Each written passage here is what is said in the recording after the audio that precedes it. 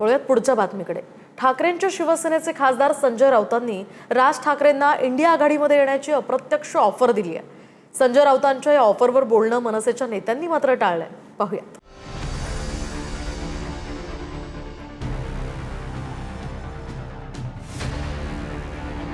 उद्धव ठाकरे आणि राज ठाकरेंनी एकत्रित देशाचं नेतृत्व करावं असं वक्तव्य संजय राऊतांनी केलं।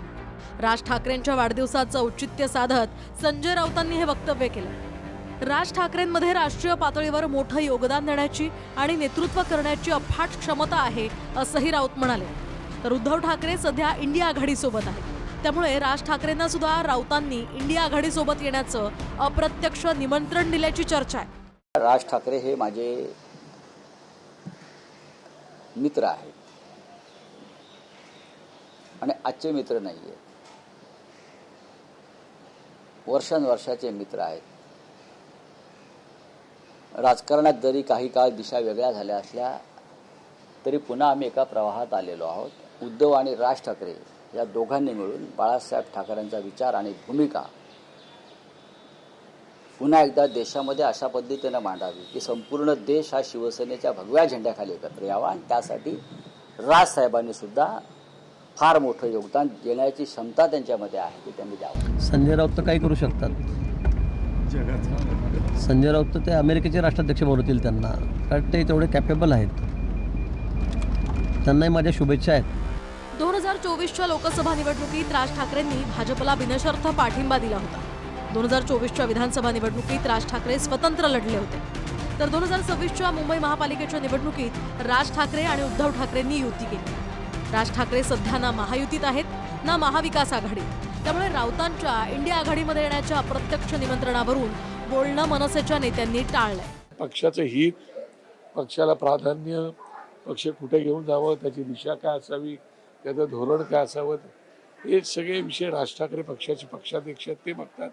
त्याच्यामुळे त्यांनी जर निमंत्रण दिलं असेल, ते दोघं मध्ये भेटले होते असं मध्यंतरी मला कळलं होतं, त्याला मी नव्हतो मुंबईत, त्यामुळे कदाचित त्यांची चर्चा झाली असेल, नाही झाली असेल तर भाग नाही, पण तो निर्णय सर्वस्वी साहेबांचा आहे।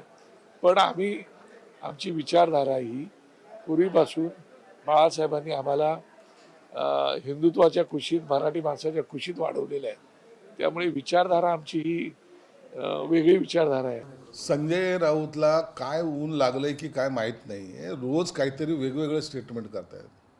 कधी शरद पवारला सांगतायत तुम्ही काँग्रेसमध्ये विलीन व्हा, आज आता नवीन फंडा काढलाय। आता राज ठाकरेंनी आणि उद्धव ठाकरेंनी देशाचं राजकारण करण्यासाठी दिल्लीत जावं, दिल्लीतून राजकारण करावं असं त्याचा अर्थ होतो। हा खरंच त्यांची तारीफ करतोय का त्यांचं वाईट चिंततोय हेही कळायला मार्ग नाही। म्हणून संजय राऊत हा आजकाल ऊन लागल्यानंतर जसं परिणाम झालेला आहे त्या पद्धतीने तो बोलतोय। राज ठाकरे आणि उद्धव ठाकरे एकत्रित देशाचं नेतृत्व करतील असं संजय राऊत म्हणताय।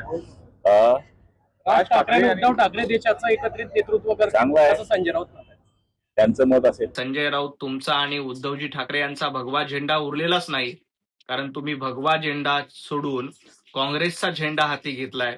त्यामुळे राज ठाकरे तुमच्या हिरव्या झेंड्याखाली एकत्र येणार नाहीत। आपल्या हिरव्या झेंड्याखाली राज ठाकरे यांना येण्याचं आव्हान केलं तरी राज ठाकरे हे प्रखर हिंदुत्ववादी नेते आहेत। ते वंदनीय हिंदू हृदय सम्राट बाळासाहेब ठाकरे यांचे विचार पुढे नेण्याचं काम करतायत। त्यामुळे तुमच्या आव्हानाला किती प्रतिसाद देतील, कारण तुमचा इतिहास हा पाठीमध्ये खंजीर खुपसण्याचा आहे। राज ठाकरे यांचं राजकारण काँग्रेस विरोधी राहिलंय। याआधी फक्त एकदाच ईव्हीएमच्या मुद्द्यावरून त्यांनी काँग्रेसच्या राष्ट्रीय नेत्यांची भेट घेतली होती, त्यामुळे संजय राऊतांच्या आवाहनाला राज ठाकरे कितपत प्रतिसाद देणार हेच आता पाहावं लागणार आहे। Bureau report, TV9 Marathi.